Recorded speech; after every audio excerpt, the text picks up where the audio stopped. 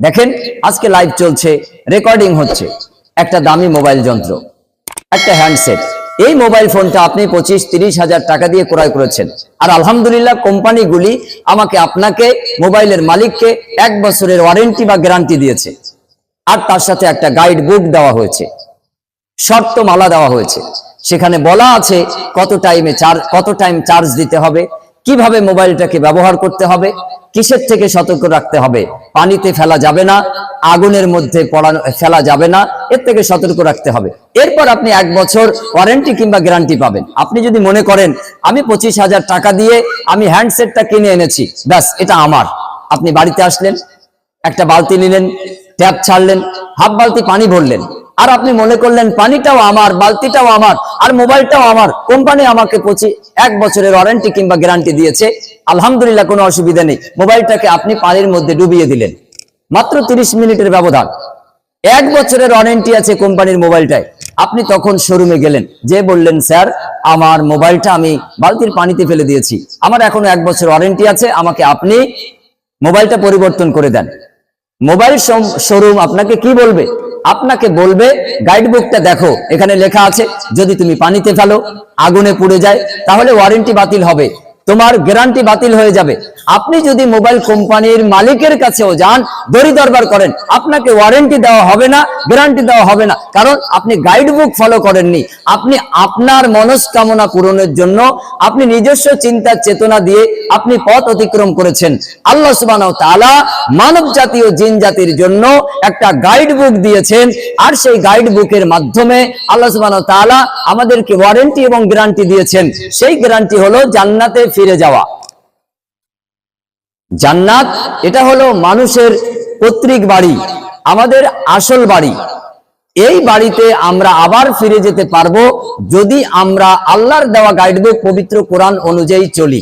আল্লাহ সুবহানাহু ওয়া তাআলা তাই বলেন, পবিত্র কোরআন সূরা কমার আয়াত নম্বর 17, ওয়ালাকাদ ইয়াসসারনাল কুরআনা লিযিকরি ফাহাল মিন মুদ্দাকির। কে আছো কোরআন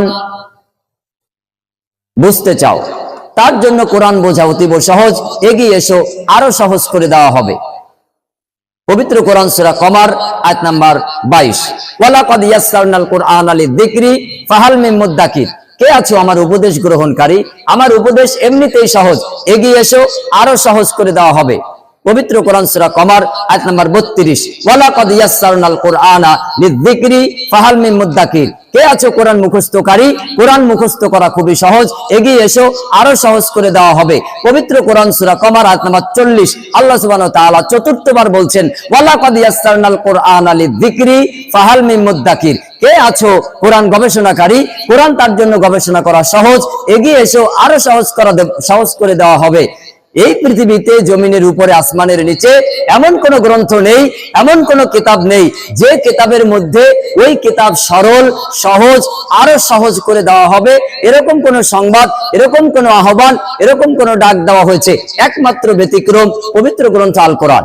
আল্লাহ সুবহানাহু ওয়া তাআলা তাই বলেন সূরা বাকারা আয়াত নাম্বার 2, যালিকাল কিতাব লা রাইবা ফি হুদাল লিল মুত্তাকিন। উহা সেই কিতাব যার মধ্যে ভুল বা সংশয়ের অবকাশ মাত্র নেই, আল্লাহ ভীরুদের জন্য সঠিক রাস্তা প্রদর্শনকারী। পবিত্র কোরআন যে সঠিক রাস্তা প্রদর্শনকারী, এটা আপনি কিভাবে বুঝবেন? দেখেন, আমি আসলাম, আমি অসুস্থ হলাম, আর আমি একজন ডাক্তারের কাছে গেলাম, চিকিৎসা নিলাম, আমি ঔষধ সেবন করলাম, আলহামদুলিল্লাহ আল্লাহর মেহেরবানিতে আমি সুস্থ হলাম। আমার মতন রোগীর জন্য ডাক্তার উপকারী, কল্যাণকর। আর অপরদিকে আপনি আসলেন, অসুস্থ হলেন, ডাক্তারের কাছে গেলেন না, ট্রিটমেন্ট গ্রহণ করলেন না, তাহলে আপনার মতন রোগীর জন্য ডাক্তার উপকারীও নয়, অপকারীও নয়। যে অসুস্থ ব্যক্তি ডাক্তারের কাছে যায়, চিকিৎসা শাস্ত্র গ্রহণ করে, আল্লাহর মেহেরবানিতে সুস্থতা লাভ করে, তার জন্য ডাক্তার উপকারী। আর যে অসুস্থ ব্যক্তি ডাক্তারের কাছে যায় না, তার জন্য ডাক্তার উপকারী নয়। আল্লাহ সুবহানাহু ওয়া তাআলা বলছেন হুদাল লিল মুত্তাকিন। কোরআন তাদের জন্য পরহেজগারিতা, কোরআন তাদের জন্য সঠিক রাস্তা প্রদর্শন করে। যারা কোরআনের কাছে যায়, যারা কোরআন তালাশ করে, যারা কোরআনে অনুসন্ধান করে, যারা কোরআন অন্বেষণ করে, কোরআনের দ্বারস্থ যারা হয়, কোরআন তাদের জন্য হেদায়েত, কোরআন তাদের জন্য সঠিক রাস্তা প্রদর্শন করে। কোরআনের দ্বারস্থ যারা হয় না, কোরআনের কাছে যারা যায় না, তাদের জন্য কোরআন হেদায়েত নয়, অর্থাৎ উপকার করতে পারে না। কোরআন হচ্ছে আলোকবর্তিকা। আল্লাহ সুবহানাহু ওয়া তাআলা বলেন সূরা মায়েদা আয়াত নাম্বার 15, কদ জাআকুম মিনাল্লাহি নূরুন ওয়া কিতাবুম মুবিন, তোমাদের কাছে আল্লাহর পক্ষ থেকে এসেছে সুস্পষ্ট কিতাব আর মহা আলো। মহা আলো হলো মুহাম্মদ সাল্লাল্লাহু আলাইহি ওয়াসাল্লামের আদর্শ জীবন। মানব জীবনকে আল্লাহ সুবহানাহু ওয়া তাআলা একটা চরিত্র রূপ দিয়েছেন, আর এই চরিত্রটা হলো শিষ্টাচার, আদর্শ। সে মানব জীবনে কোন আদর্শটা গ্রহণ করবে, মহান স্রষ্টা আল্লাহ সুবহানাহু ওয়া তাআলা কোরআন নাজিলের মাধ্যমে স্পষ্টকরণ করেছেন। আল্লাহ সুবহানাহু ওয়া তাআলা বলেন সূরা আরাফ আয়াত নাম্বার 3, ইত্তাবিউ মা উনজিলা ইলাইকুম মির রাব্বিকুম, তোমার রবের পক্ষ থেকে যা নাজিল করা হয়েছে তা মেনে চলো। পবিত্র কোরআন সূরা আলী ইমরান আয়াত নাম্বার 31, আল্লাহ সুবহানাহু ওয়া তাআলা বলেন কুল, হে নবী আপনি বলুন, ইন কুনতুম তুহিব্বুনাল্লাহ, যদি তারা আমি আল্লাহকে ভালোবাসতে চায়, ফাত্তাবিউনি, মুহাম্মদ সাল্লাল্লাহু আলাইহি সাল্লামকে আপনাকে যেন অনুসরণ করে চলে। তাহলে তারা কি লাভ করবে, উপকৃত হবে কিভাবে? আল্লাহ সুবহানাহু ওয়া তাআলা বলেন তারা দুটি লাভবান হবে। এক, ইউহিব্বুকুমুল্লাহ, আমি আল্লাহ তাদেরকে ভালোবাসবো। দুই, ওয়ায়াগফির লাকুম, আমি তাদেরকে ক্ষমা করে দেব। যুনুবাকুম আল্লাহু গফুরুর রহিম, তাদের জীবনের সমস্ত গুনাহ খাতাগুলি আমি আল্লাহ সুবহানাহু ওয়া তাআলা ক্ষমা করে দেব। আমি আল্লাহ তাদেরকে ভালোবাসবো এবং তাদের পিছনের গুনাহ সমূহ মাফ করে দেব, তারা যদি নবী মুহাম্মদ সাল্লাল্লাহু আলাইহি সাল্লামকে অনুসরণ করে। অর্থাৎ মানব জীবনের সর্বক্ষেত্রের চরিত্র হবে মুহাম্মদ সাল্লাল্লাহু আলাইহি সাল্লামের চরিত্র। মুহাম্মদ সাল্লাল্লাহু আলাইহি সাল্লাম হলেন মানব এবং জিন জাতির জন্য একটা মডেল, একটা রূপ, একটা আদর্শ, একটা স্যাম্পল। যদি আপনি মুহাম্মদ সাল্লাল্লাহু আলাইহি সাল্লামকে আপনি আপনার ব্যক্তি, পরিবার এবং সামাজিক জীবনে মেনে নিতে পারেন, তাহলে আপনি আল্লাহ সুবহানাহু ওয়া তাআলার ভালোবাসা পাবেন এবং জীবনের ভুল ভ্রান্তিগুলি ক্ষমা করে নিতে পারবেন। অপরদিকে আপনি যদি আল্লাহ সুবহানাহু ওয়া তাআলার এই নির্দেশ অনুযায়ী মুহাম্মদ সাল্লাল্লাহু আলাইহি সাল্লামকে অনুসরণ না করেন, আল্লাহর ভালোবাসা পাবেন না, নৈকট্য হবে না, আপনার জন্য জাহান্নাম অনিবার্য। আপনি পৃথিবীর কোটি কোটি মানুষকে অনুসরণ করেছেন, আপনি পৃথিবীর বড় বড় আলেম ওলামাকে অনুসরণ করেছেন, আপনি পৃথিবীর অনেক মাশায়েখকে মেনে চলেছেন, আলহামদুলিল্লাহ, কিন্তু কাল কিয়ামতের মাঠে এগুলি কোনো কাজে আসবে না। এগুলি আল্লাহ সুবহানাহু ওয়া তাআলা ধর্তব্যের মধ্যে রাখবেন না। তিনি আপনার সালাত, আপনার সিয়াম, আপনার হজ, আপনার যাকাত, আপনার বক্তব্য, আপনার পরিবার পরিচালনা, আপনার সমস্ত কর্ম কিয়ামতের মাঠে এভাবে এক পাশে রাখবেন, আরেক পাশে রাখা হবে মুহাম্মদ সাল্লাল্লাহু আলাইহি সাল্লামের আমল। এভাবে মিলিয়ে দেখা হবে। মুহাম্মদ সাল্লাল্লাহু আলাইহি সাল্লামের আমলের সাথে যদি আপনার কর্ম মিলে যায়, তাহলে পুরস্কার জান্নাত। আর মুহাম্মদ সাল্লাল্লাহু আলাইহি সাল্লামের সাথে যদি আপনার আমলের অমিল হয়, পৃথিবীর সব মানুষের সাথেও যদি মিলে যায়, তারপরেও আপনি পুরস্কার জান্নাত পাবেন না, তারপরেও আপনার জন্য শাস্তি জাহান্নাম। একমাত্র ব্যক্তি মুহাম্মদ সাল্লাল্লাহু আলাইহি সাল্লামের সাথে আপনার আমল মিলে গেছে, সেই আমলটা দান হতে পারে, সাদকা হতে পারে, বক্তব্য হতে পারে, আপনার পরিবারের ক্ষেত্রে হতে পারে, ছেলেমেয়ের প্রতি হক আদায়ের ক্ষেত্রে হতে পারে, স্ত্রীর প্রতি হক আদায়ের ক্ষেত্রে হতে পারে যে কোনো কর্ম, ভালো কাজ, সেটা রাসূলুল্লাহ সাল্লাল্লাহু আলাইহি সাল্লামের সাথে যদি আপনার মিল হয়, আল্লাহ সুবহানাহু ওয়া তাআলা বলছেন আমি ওই বান্দাকে ভালোবাসি এবং তার পিছনে গুনাহ খাতাগুলি আমি আল্লাহ সুবহানাহু ওয়া তাআলা মাফ করে দেই। সূরা ফুরকান আয়াত নাম্বার 70। আল্লাহ সুবহানাহু ওয়া তাআলা আরো অগ্রগামী ঘোষণা আমাদের জন্য প্রদান করেছেন। সেখানে আল্লাহ সুবহানাহু ওয়া তাআলা বলেছেন, বান্দা তার অবুঝ অবস্থায় যত ভুল ভ্রান্তি করে, যখন সে বুঝতে পারে যে আমি ভুল করেছি, ভুলটাকে যখন স্বীকৃতি দেয় এবং ক্ষমা চায়, আমি আল্লাহ সুবহানাহু ওয়া তাআলা তার পিছনের সমস্ত ভুলগুলিকে, খারাপগুলিকে ভালো দিয়ে বদল করে দেই, পরিবর্তন করে দেই। অর্থাৎ তার পাপগুলিকে ক্ষমা করে দেওয়া হয় এবং সেই কাজগুলিকে নেকি দিয়ে পরিপূর্ণ করে দেওয়া হয়, পরিবর্তন করে দেওয়া হয়। এটা একমাত্র স্রষ্টা আল্লাহ সুবহানাহু ওয়া তাআলারই অফার। পৃথিবীর অন্য কোনো ব্যক্তি বিশেষ সত্তা এই ধরনের কোনো অফার দেয় না এবং দেওয়ারও ক্ষমতা রাখে না। মহান স্রষ্টা আল্লাহ সুবহানাহু ওয়া তাআলা তিনি যে মানুষের গাইড বুক দিয়েছেন, এই গাইড বুকটা হলো আমাদের জীবনের সর্বক্ষেত্রে একটা দলিল। সর্বক্ষেত্রে দেখেন, আপনি একটা জমি বিক্রি করবেন, পাকা রাস্তার ধারে 1 বিঘে জমি, 20 লাখ টাকা দাম। এই জমিটা ঘোষণা হয়েছে, 10 জন ক্রয় করার উদ্দেশ্যে একত্রিত হয়েছে, আর তাদের সামনে বলা হলো যে জমিটার দাম 2 লাখ টাকা, বাজার দর 20 লাখ, আমরা মাত্র 2 লাখ টাকায় দেব, তবে একটা শর্ত সাপেক্ষে। বলা হলো কি শর্ত? বলা হলো যে এই জমিটার শুধু দলিল নেই, জমিটা আমার আলহামদুলিল্লাহ, পাকা রাস্তার ধারে জমি, জমিটা বিক্রি করব খুব কম দামে, বাজার দর 20 লাখ, মাত্র 2 লাখ টাকায় বিক্রি হবে। শর্ত হলো একটা, এই জমিটার দলিল নেই। আচ্ছা, এমন কেউ আছেন যে এই জমিটা 2 লাখ টাকায় কেনার জন্য প্রস্তুত আছেন? দলিলবিহীন জমি, দলিলবিহীন জমি। আপনার জীবন, এই জীবনটা যে আমলের উপরে প্রতিষ্ঠিত থাকবে, যে নীতির উপরে প্রতিষ্ঠিত থাকবে, এই নীতির যদি দলিল না থাকে, তাহলে আপনি এই নীতি মান্যতার মাধ্যমে জান্নাতে কিভাবে পৌঁছাবেন? জান্নাতে আপনি কিভাবে যেতে পারেন? একটা দুনিয়ার সামান্যতম 1 বিঘা জমি, তার দলিল না থাকলে আপনার জমির কোনো মূল্য থাকে না। আপনাকে 2000 টাকায় দিলেও আপনি নেবেন না। আপনি যদি সালাত আদায়ের মাধ্যমে এই পৃথিবীর 10 পৃথিবী যদি এক পাল্লায় দেওয়া হয়, অপর দিকে যদি জান্নাতকে রাখা হয়, এই পৃথিবী জান্নাতের সমান হতে পারবে না। এত মূল্যবান একটি জায়গা আপনি প্রাপ্তি হতে চান, আপনি পেতে চান, কিভাবে আপনি পাবেন? আপনি দুনিয়ার একটা জমি দলিল ছাড়া 2 লাখ টাকায় কিনতে চান না, যদিও বা সেই জমিটার 20 লাখ টাকা, 20 কোটি টাকা দাম হয়। আপনি আপনার এই জীবন দর্শনকে আপনি কিভাবে সাজাতে চাচ্ছেন? আপনি কিভাবে আপনার জীবনকে মূল্যায়ন করেছেন? এই জীবনটাকে কি আপনি একবারও ভেবে দেখেছেন যে এই জীবনটা কবে শুরু হয়েছে? আমরা মনে করেছি এই তো আমাদের বার্থ সার্টিফিকেট, আমাদের জন্ম হলো এত সালে।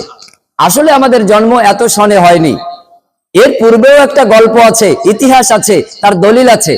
আমাদের জন্ম হয়েছিল রুহের জগতে, এবং সেই রুহের জগতে আমরা একটা বিরাট সময় কাটিয়ে এসেছি, এবং সেখানে আমাদের কোনো অশান্তি ছিল না, কোনো রোগ বালাই ছিল না, কোনো অভাব অভিযোগ ছিল না। কিন্তু দুর্ভাগ্য, আমরা সেখানকার কোনো কিছু মনে রাখতে পারিনি। এরপর আমরা আরেকটা যুগে এসেছি, মায়ের পেটের জগতে। মায়ের পেটের জগতে একটা বিরাট সময় আমরা ছিলাম, আমাদের দৃষ্টিতে 9 মাস 10 মাস, কিন্তু দুনিয়ার তুলনায় এটা আরো অনেক আরো অনেক লম্বা। আমরা দ্বিতীয় অবস্থানে ছিলাম মায়ের পেটের জগতে। অনেকে বলে মায়ের পেটে অমুক তারিখে এটা জমাট বেঁধেছে, অর্থাৎ সন্তান সম্ভবা হয়েছে স্ত্রী। আসলে কিন্তু তার জন্ম হয়েছে রুহের জগতে। এরপরে মায়ের পেটের জগতে আমরা এসেছি, তারপর তৃতীয় জগৎ এই দুনিয়া। একবার আপনি বোঝার চেষ্টা করেন, এই দুনিয়ায় আমরা অবস্থান করছি, এই দুনিয়াটাই আমাদের শেষ নয়। এরপর একটা কাল আলমে বারজাক, কবর জগৎ। তারপর আরেকটি কাল আখিরাত, যে কালের শুরু আছে শেষ নেই। এটা হলো অনন্ত অনাদি কাল। এই অনাদি কাল যার শুরু আছে শেষ নেই, এই আখিরাত, এটাকে লক্ষ্য উদ্দেশ্য করে আল্লাহ সুবহানাহু ওয়া তাআলা মানব জীবনকে সৃষ্টি করেছেন, মানব জীবনকে রূহ প্রদান করেছেন। যে মানুষের জন্ম হয়েছিল রূহের জগতে, এই রূহের জগতে আল্লাহ সুবহানাহু ওয়া তাআলা প্রশ্ন করেছিলেন, আলাস্তু বিরাব্বিকুম, তোমরা যখন অবকাশ পাবে পৃথিবীতে, তখন তোমরা কাকে রব হিসেবে মানবে? আমি আল্লাহকে কি তোমরা রব হিসেবে মেনে চলবে? তখন আমরা সবাই বলেছিলাম কলু বালা, হ্যাঁ অবশ্যই আপনাকেই রব হিসেবে আমরা মেনে চলবো। কিন্তু আমাদের কারোর মনে নেই। আমরা তাই তর্ক করি রূহের জগতে ছিলাম কিনা। আমি তাদেরকে প্রশ্ন করি, মায়ের পেটের জগতে আমরা সবাই ছিলাম, এটা তো বাস্তব। একমাত্র আদম এবং হাওয়া ব্যতি রেখে পৃথিবীর সব সন্তান, সব ছেলে মেয়ে অবশ্যই মায়ের পেটে ছিল, আমরা ছিলাম, এটা বাস্তব। কিন্তু আপনি বলুন তো, মায়ের পেটে আপনি সকালে কি আহার করতেন? আপনি দুপুরবেলা কি খেতেন? রাত্রের বেলা আপনি কি খেয়েছেন? আপনার কি মনে আছে এই 9 মাস, এই 10 মাস আপনি মায়ের পেটে ছিলেন, আপনার কি কোনোদিন খাবারের কষ্ট হয়েছে? আপনার কি কোনোদিন রোগ হয়েছে? আপনার কি কোনোদিন কোনো অভিযোগ ছিল? দুটো যমজ সন্তান একত্রে মায়ের পেটে, তারপরেও কি তারা কখনো মারামারি করেছে? তারা কখনো ঝগড়া বিবাদে লিপ্ত হয়েছে? এমনটা কি হয়েছে? নিশ্চয়ই আমাদের এমন কোনো কিছু ঘটেনি। যদি ঘটতো আমাদের মনে থাকতো। কারণ মানব জীবনের রহস্যের একটা রহস্য হলো, মানব জীবন যখন সুখে শান্তিতে থাকে তখন সে ভুলে যায়, আর মানুষ যখন কষ্টে থাকে তখন সে সবকিছু মনে করে। দেখেন, আপনি কোন দিন সাইকেলে একটু ধাক্কা খেয়েছিলেন, আপনার পায়ের এক কোণায় একটু চামড়া কেটে গিয়েছিল, আর সেই জায়গা এখনো কালো হয়ে আছে, আপনি সেটা এখনো ভুলতে পারেননি, এটা কষ্ট। আপনি কোন দিন হাঁটতে হাঁটতে কপালে একটা গাছের ডালে খোঁচা খেয়েছিলেন, আপনি সেই জায়গায় গেলে স্মরণ হয়, এখানে আমি ডালের আঘাতে আঘাত পেয়েছিলাম, আমি সাবধান। মানুষ যখন কষ্ট থাকে, আপনি 3 দিন অসুস্থ ছিলেন, খাবার গ্রহণ করতে পারেননি, আপনার বিআই সাহেব এসেছে 5 দিনের মাথায়, আপনি তার পাশে বসে এই আলোচনা করছেন, ভাই এই 3 দিন আমার জীবনের সব থেকে কষ্টের সময়, আমার এই অসুবিধা হয়েছে, কি যন্ত্রণা, প্রথম ওয়াক্ত খাবার পেলাম না, দ্বিতীয় ওয়াক্তও না, তৃতীয় ওয়াক্ত না, প্রথম দিন খেতে পাইনি, দ্বিতীয় দিন খেতে পাইনি, হসপিটালে আমাকে খাবার থেকে কষ্টে রেখেছে, কি কষ্ট। এরপর যখন খাবার এসেছে আমি হাউমাউ করে শুধু খেয়েছি। আপনি আপনার জীবনে এই 3 দিন না খাওয়ার যে কষ্ট, এটা কোনোদিন ভুলতে পারবেন না, কারণ এটা কষ্টের সময়। কষ্টকে আমরা সবসময় মনে রাখি। আমরা মায়ের পেটের জগতে ছিলাম, শান্তিতে ছিলাম, সুখে ছিলাম, তাই আমাদের কোনো অভিযোগ নেই, আমাদের কোনো অসুবিধার কথা মনে নেই। ওখানে যদি অসুবিধা হতো তাহলে আমাদের মনে হতো। আলমে আরবায় ছিলাম, প্রশান্তিতে ছিলাম, আরাম আয়েশে ছিলাম, তাই আমাদের মনে নেই। ওখানে যদি কোনো কষ্ট, কোনো অভাব আমাদের সম্মুখীন হতে হতো, অবশ্যই আমাদের এটা মনে থাকতো। এখন পৃথিবী, এখানে এমন কেউ আছেন যিনি বলবেন, হ্যাঁ আমি খুব শান্তিতে আছি, আমি শারীরিকভাবে সুস্থ, আমি মানসিকভাবেও সুস্থ, আর আলহামদুলিল্লাহ আমি যা চাই তা আমার সামনে প্রস্তুত আছে? এমন কেউ আছেন যিনি বলবেন যে হ্যাঁ আমি খুব শান্তিতে আছি? একজন সুখে শান্তিতে বসবাস করছেন, শারীরিকভাবে সুস্থ, মানসিকভাবে সুস্থ, আর্থিকভাবে সুস্থ, সব দিক থেকে আপনি সুখী মানুষ। এমন একজন সুখী মানুষ হাতটা উত্তোলন করেন তো দেখি আমরা কতটুকু সুখী।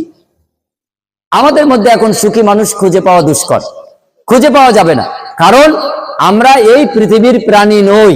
আমাদেরকে আল্লাহ সুবহানাহু ওয়া তাআলা এই পৃথিবীর জন্য সৃষ্টি করেননি। আমাদেরকে আল্লাহ সুবহানাহু ওয়া তাআলা সৃষ্টি করেছিলেন জান্নাতের জন্য, জান্নাতে বসবাসের জন্য।